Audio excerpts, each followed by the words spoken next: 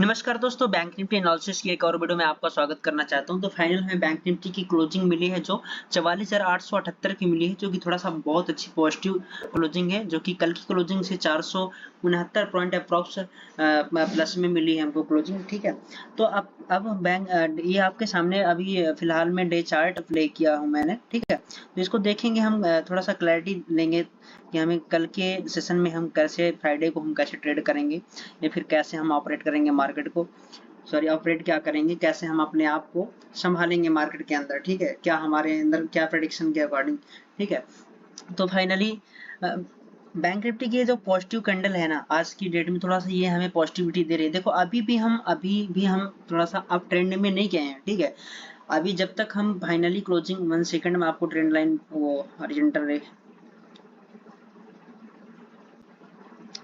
हाँ जी, तो जब तक हम 45,122 के ऊपर क्लोजिंग नहीं देने लगेंगे ना, 122 150 के पास जब ऊपर प्लस में क्लोजिंग नहीं देंगे, तब तक हम अभी भी हम पॉजिटिव नहीं हो रहे हैं। ठीक है, अभी भी हम अच्छी तरह से क्लियरिटी हमें अभी अब ट्रेंड हमारा क्लियर नहीं हुआ। ठीक है, तो ये हमें थोड़ा सा, लेकिन हाँ, कि लेकिन हमें सिनेरियो इस चीज का मिल रहा है कि जो ये कंसोलिडेशन जोन चल रहा था अप्रोक्स एक डेढ़ महीने का यहाँ जो कंसोलिडेशन जोन चल रहा था, उसकी वजह से ये बैंक निफ्टी यहाँ टेस्ट तो की। ठीक है, टेस्ट तो किया, लेकिन कई बार यहाँ टेस्ट करने की कोशिश की और इसे तोड़ने की भी कोशिश की, जो कि यहाँ का लो कितना लगाया था बैंक निफ्टी ने, अप्रोक्स इस कैंडल का लो है 43,600 तक। ठीक है, और 43,550 इसका अच्छा रेजिस्टेंस था, सॉरी सपोर्ट था। ठीक है, यहाँ पास तो उस चीज को बैंक निफ्टी ने रिस्पेक्ट किया और फाइनली अप साइड में अपना मुंह मोड़ लिया है। ठीक है, और चार्ट ट्रेडिंग साइकोलॉजी क्या है, डे चार्ट में एक बार ही हम देखेंगे कि देखो यहाँ कंसोलिडेशन जब एक डेढ़ महीने तक चला था, उसके बाद बैंक निफ्टी ने ब्रेकआउट किया अप्रोक्स। ठीक है, तो सेकंड चीज, फर्स्ट चीज तो ये है कि देखो जब बैंक निफ्टी 2 से 3 दिन 4 दिन एक अच्छा मूवमेंट देती है, जो कि 2 से 3 दिन 4 दिन अच्छा मूवमेंट देने के बाद पांचवें दिन, चौथे दिन या फिर तीसरे दिन आपको ये हमेशा चार्ट में गौर करना पड़ेगा कि हमेशा बैंक निफ्टी वर्टाइल हो जाती है। ऊपर भी मूवमेंट मिलेगा और नीचे भी मिलेगा, दोनों साइड, फिर क्लोजिंग बीच में दे देगी। ठीक है, फिर जब बैंक निफ्टी वर्टाइल हो जाती है ना, उसके बाद कंसोलिडेशन चलने लगता है। और कंसोलिडेशन के बाद फिर जहाँ कंसोलिडेशन तो कंफर्म नहीं है कि कितने दिन तक चलता है, हफ्ते भी चल सकता है, महीने भी चल सकता है, 2-4 दिन भी चल सकता है, लेकिन वर्टाइल कैंडल के बाद जब जब एक कैंडल वर्टाइल हो जाती है ना, उसके बाद कंसोलिडेशन चलने लगता है, फिर उसका ब्रेकआउट होता है, फिर 2 से 3 दिन हमको मूवमेंट मिलता है एक अच्छा, फिर कैंडल वर्टाइल हो जाती है।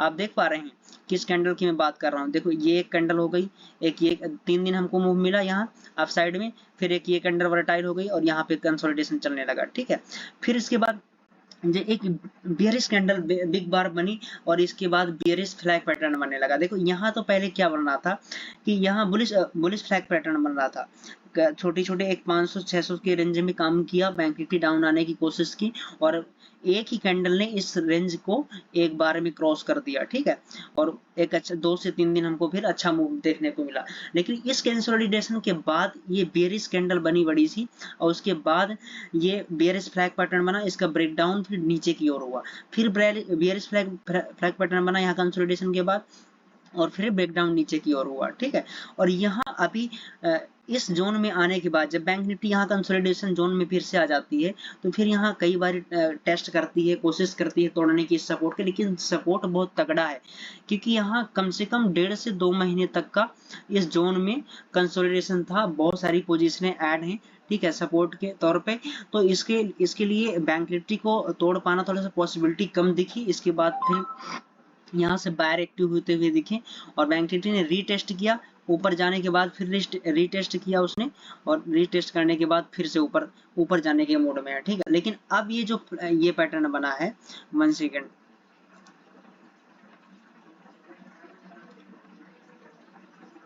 ओ सॉरी 1 मिनट,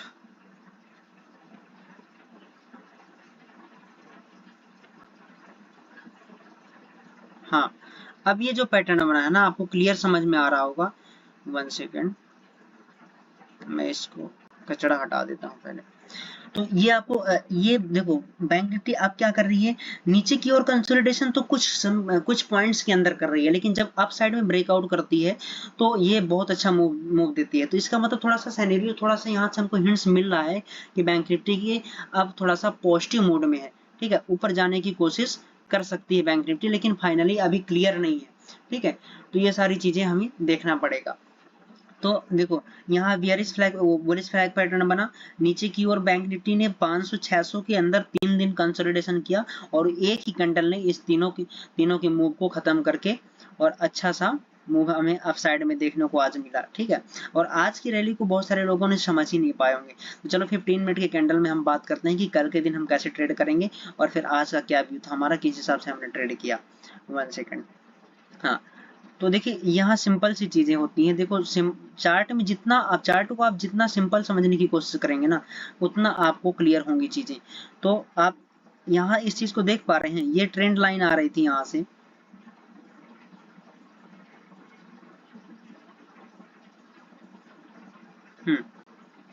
ये ट्रेंड लाइन आ रही थी यहाँ से, ठीक है। और इस ट्रेंड लाइन का बैंक निफ्टी ओपन होके ऊपर साइड में ब्रेकआउट करती है, लेकिन फिर से रिटेस्ट करती है और नीचे भी ट्रेंड लाइन थी। आप इस चीज को गौर नहीं किए होंगे, बहुत सारे बिगिनर्स को हर कैंडल में ट्रेड दिखती है। 1 सेकंड, आपको इसको चार्ट को मैं जूम कर देता हूँ, आपको समझ में आएगा क्लियर, ठीक है। ये नीचे से ट्रेंड लाइन आ रही थी, बैंक निफ्टी ने इस चीज का रिस्पेक्ट किया, ठीक है, और ऊपर से आ रही थी,